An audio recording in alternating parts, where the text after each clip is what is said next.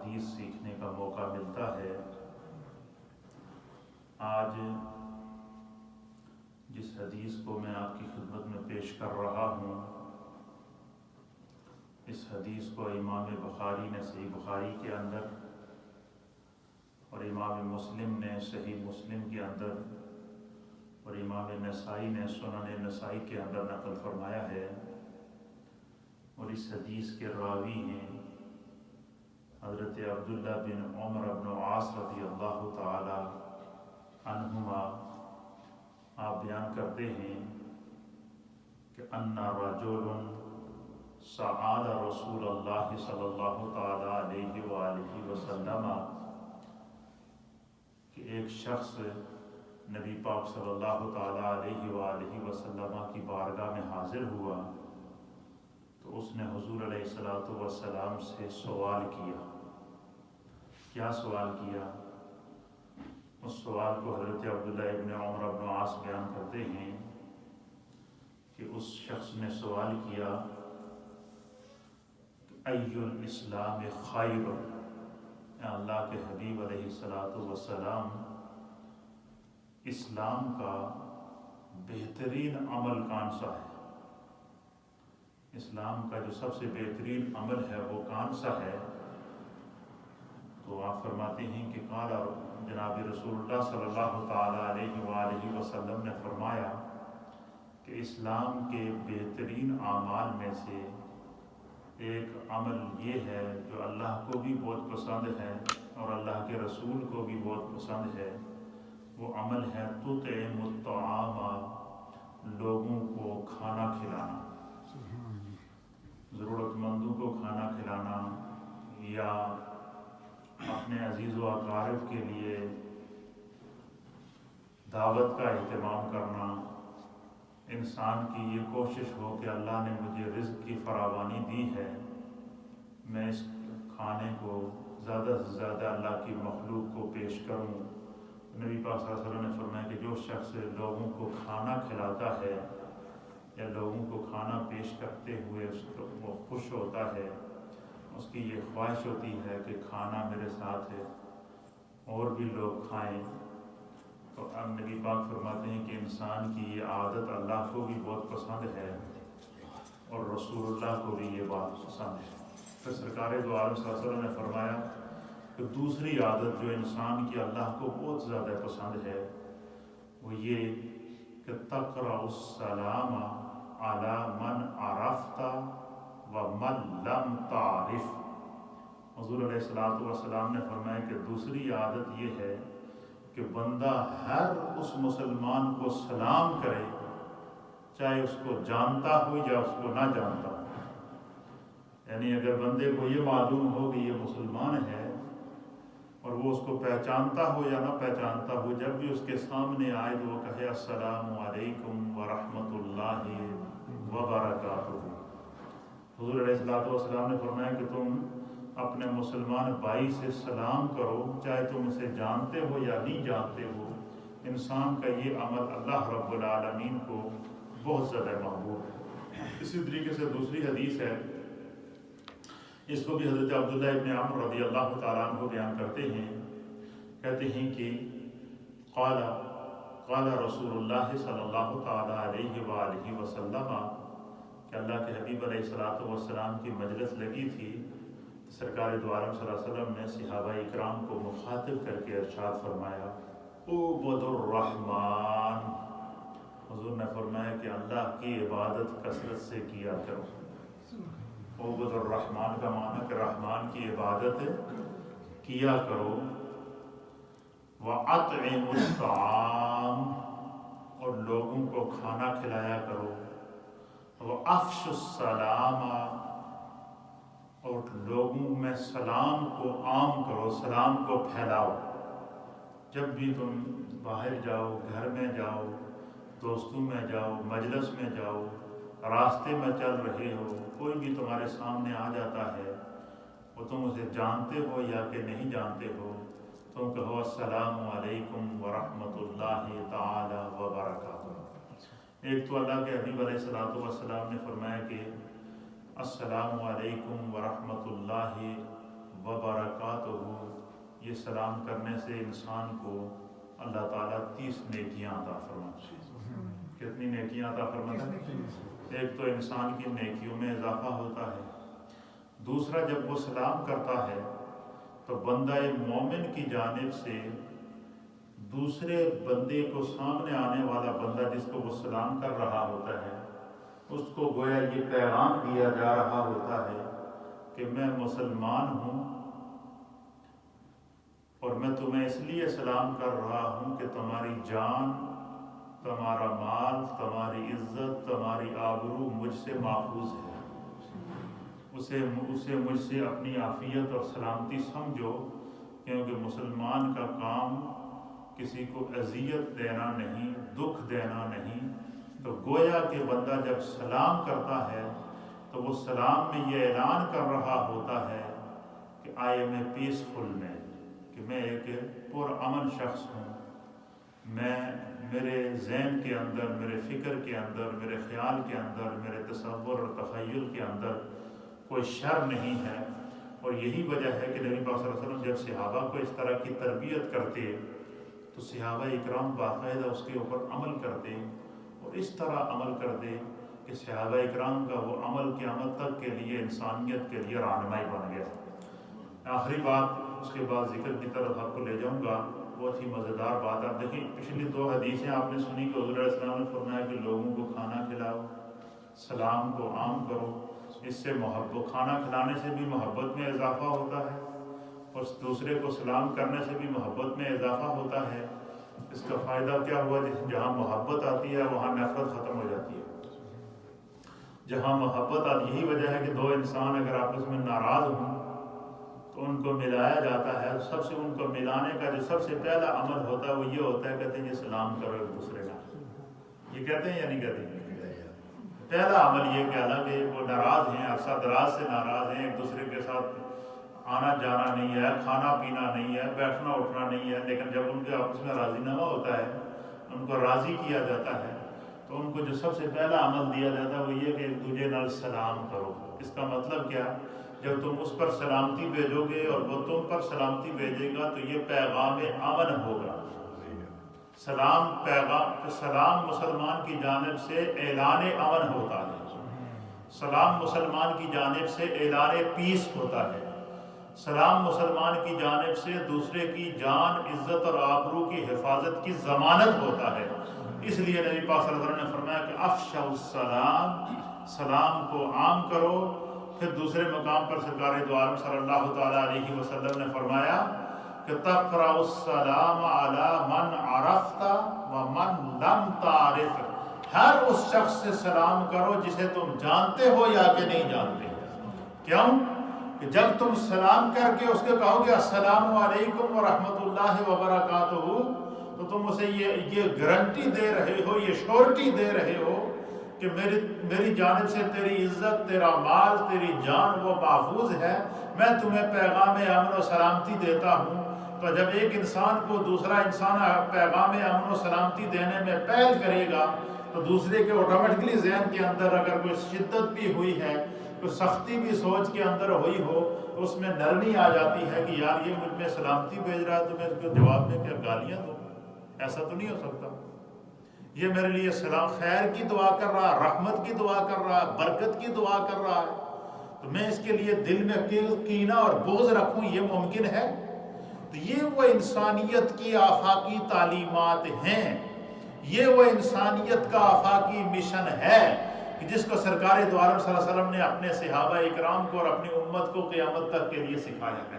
یہ وہ تعلیمات مصطفیٰ ہیں جن کو سمجھنا اور لازمی ہے ضرورت۔ اب صحابہ اکرام نے سرکار دو عالم صلی اللہ علیہ وسلم کے سکھائے ہوئے طریقے کے اوپر، سرکار دو عالم صلی اللہ علیہ وسلم کے دکھائے ہوئے سلیقے کے اوپر، سرکار دو عالم صلی اللہ علیہ وسلم کی تربیت کے اوپر کس انداز سے عمل کیا، اس کا مظاہرہ آپ کے سامنے میں پیش کروں گا۔ آپ سنیں گے، آپ کا ایمان تازہ ہو جائے گا۔ حدیث پاک کے اندر آتا ہے، امام ابن خزیمہ نے رضی اللہ تعالیٰ عنہ نے اس کتاب کو اپنی صحیح کے اندر نقل فرمایا ہے۔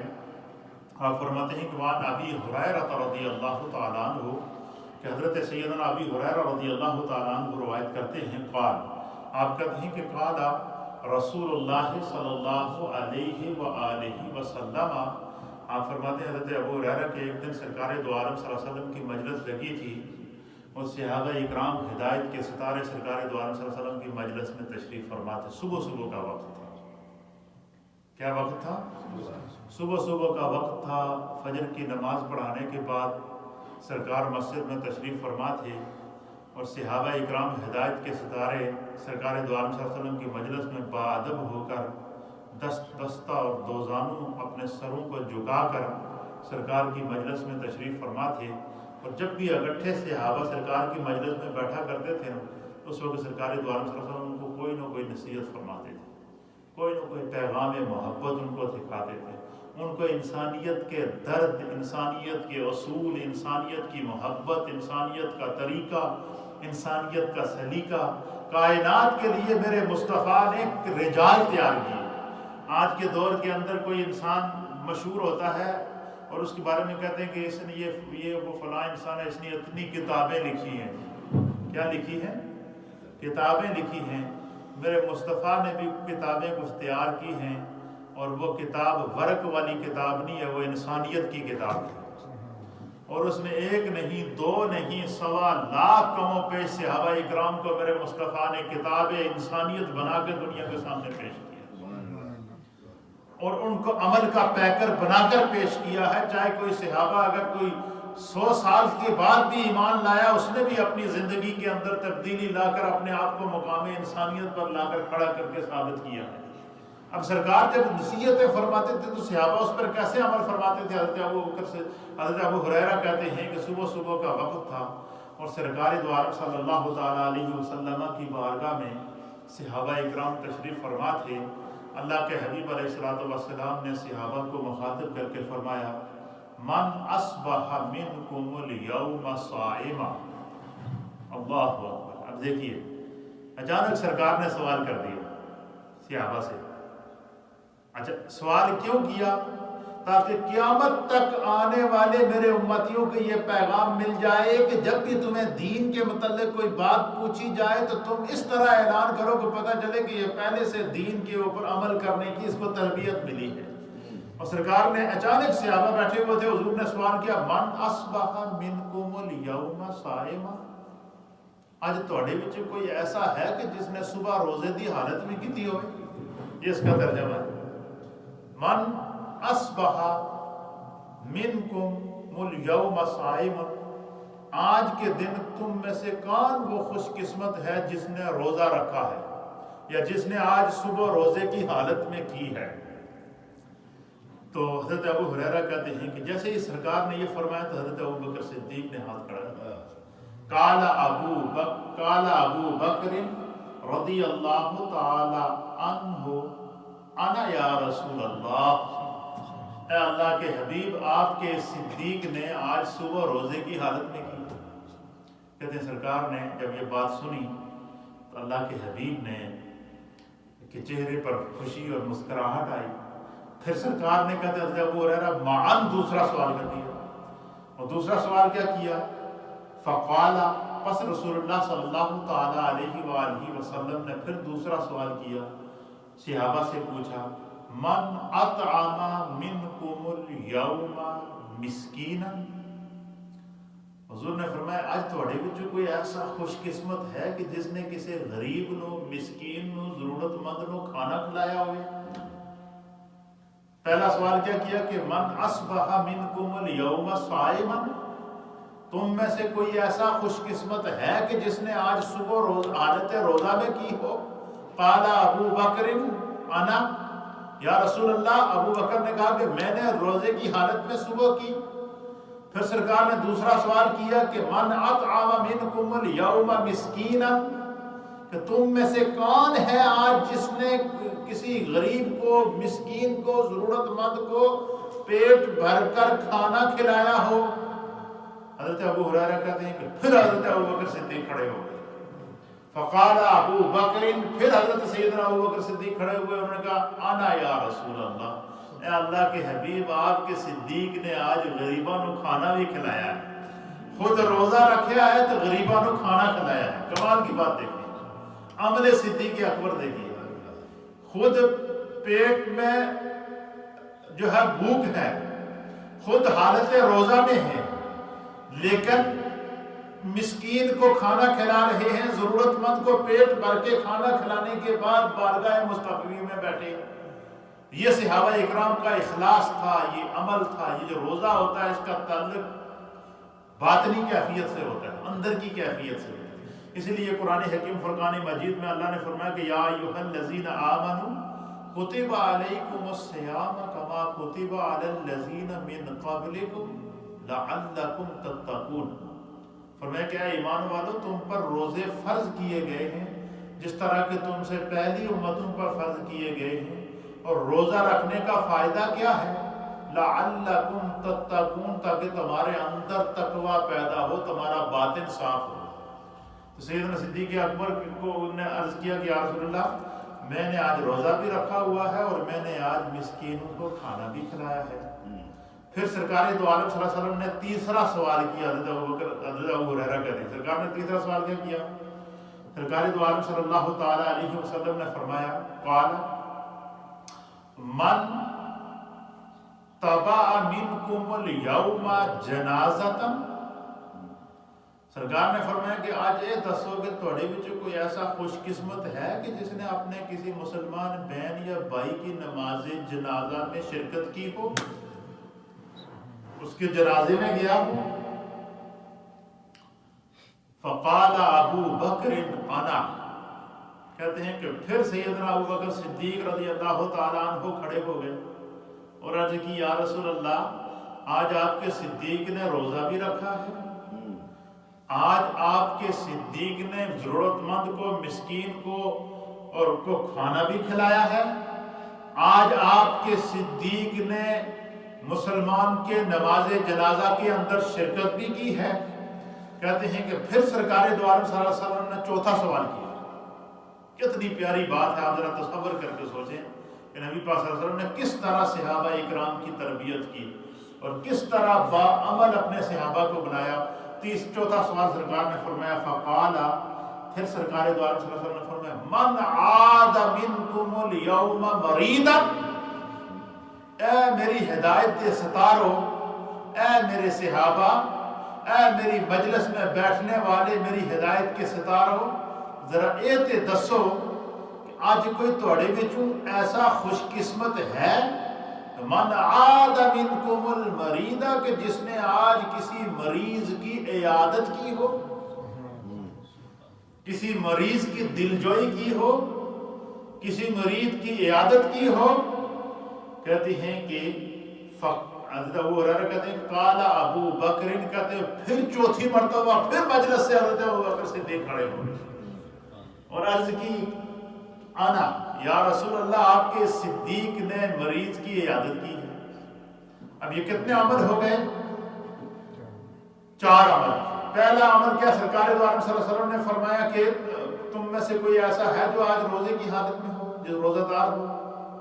دوسرا عمل یہ ہے کہ جس نے کسی مسکین کو کھانا کھلایا ہو، اور تیسرا عمل یہ ہے کہ جو کسی مسلمان بھائی کے جنازے میں گیا ہو، اور چوتھا عمل یہ ہے کہ جو کسی نے کسی مریض کی عادت کی ہو۔ کہتے ہیں جو سرکار سوال کرتے تھے ہر سوال کے جواب میں ابو بکر صدیق کھڑے ہو جاتے تھے۔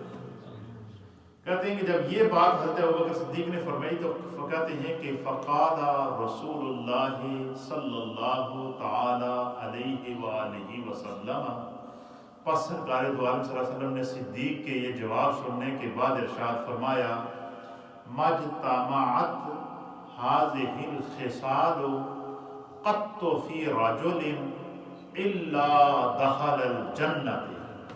میرے مصطفیٰ نے فرمایا کہ جس خوش قسمت شخص کے اندر ایک دن میں یہ ساری خصلتیں جمع ہو جائیں، کیا فرمایا؟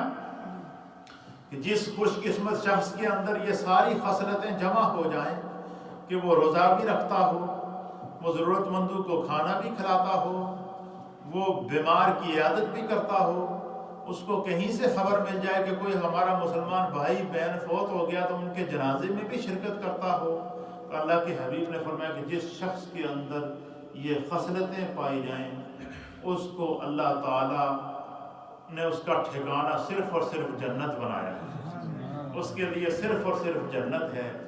اب آپ اندازہ لگائیں کہ یہ سارے وہ معمولات ہیں جن کا تعلق حقوق العباد سے ہے۔ کس سے ہے؟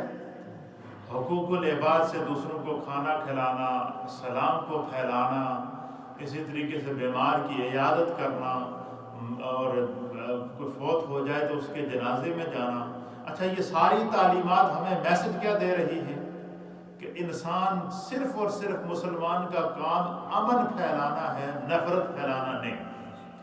مسلمان کا عمل صرف محبت کے لیے ہوتا ہے، نفرت کے لیے نہیں۔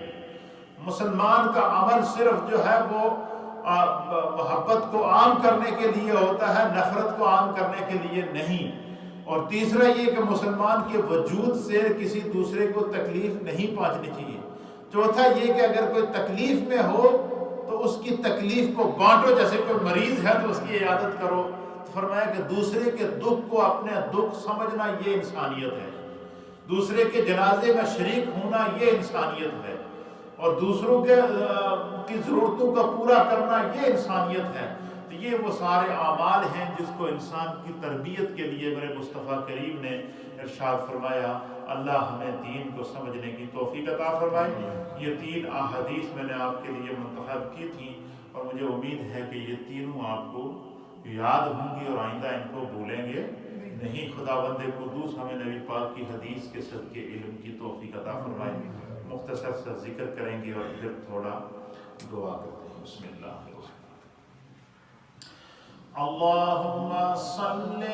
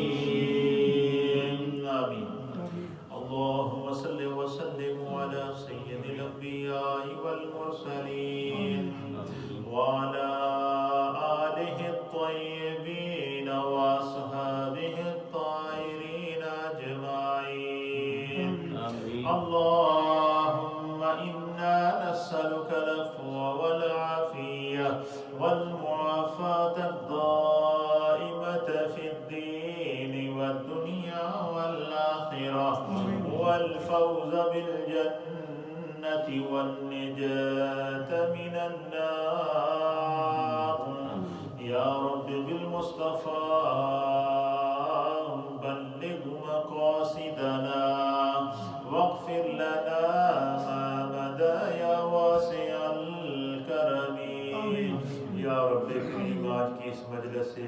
و تدریس اور ذکر و اذکار کو اپنی بارگاہ میں قبول و منظور فرما۔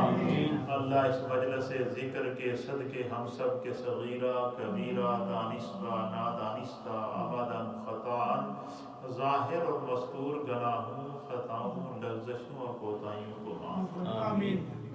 یا اللہ اسلام پر زندگی عطا فرما، ایمان کامل پر خاتمہ نصیب فرما، ہمارے تمام مرحومین کی بخشش اور مغفرت فرما، ہم میں جو بیمار ہیں اللہ ان کو شفا عطا فرما۔ دنیا بھر میں جتنے بھی لوگ اس پروگرام کو دیکھ اور سن رہے ہیں سب کے گھر-بار میں، رزق میں، روزگار میں، کاروبار میں، مال میں، جان میں، عزت میں، آبرو میں، اولاد میں برکتیں عطا فرما۔ جن گھروں میں پریشانیاں ہیں اللہ دور فرما، جن کو بچوں کی پریشانیاں ہیں اللہ دور فرما، جن کو بچیوں کی پریشانیاں ہیں اللہ دور فرما، جن جن احباب نے دعاؤں کے لیے کہا ہے اس دعا کو ان کے حق میں قبول فرما۔ یا اللہ اس پوری مجلس کو ہمارے تمام مرحومین کو اصالِ ثواب پہنچا۔ اللہ نبی پاک کی بارگاہ میں محبت کے اس نذرانے کو قبول فرما۔ یا اللہ ہم میں جو بیمار ہیں ان کو شفا عطا فرما۔ یا اللہ اسلام پر زندگی عطا فرما، ایمان کامل پر خاتمہ نصیب فرما۔ یا اللہ صغیرہ گناہوں کو معاف فرما، اے اللہ ہمارے کبیرہ گناہوں کو معاف فرما، اے اللہ ہمارے دانستہ گناہوں کو معاف فرما، نادانستہ گناہوں کو معاف فرما، آمدن اور خطاً گناہوں کو معاف فرما۔ جتنے خواتین و احباب نے اس مجلس میں شرکت کی ہے اللہ ان کا آنا قبول فرما، سب کے گھروں میں برکتیں عطا فرما۔ یا اللہ ہمیں رزق کی ذکر کی لذت عطا فرما، یا اللہ ذکر کی لذت عطا فرما، ذکر کی روحانیت عطا فرما، ذکر کی چاشنی نصیب فرما۔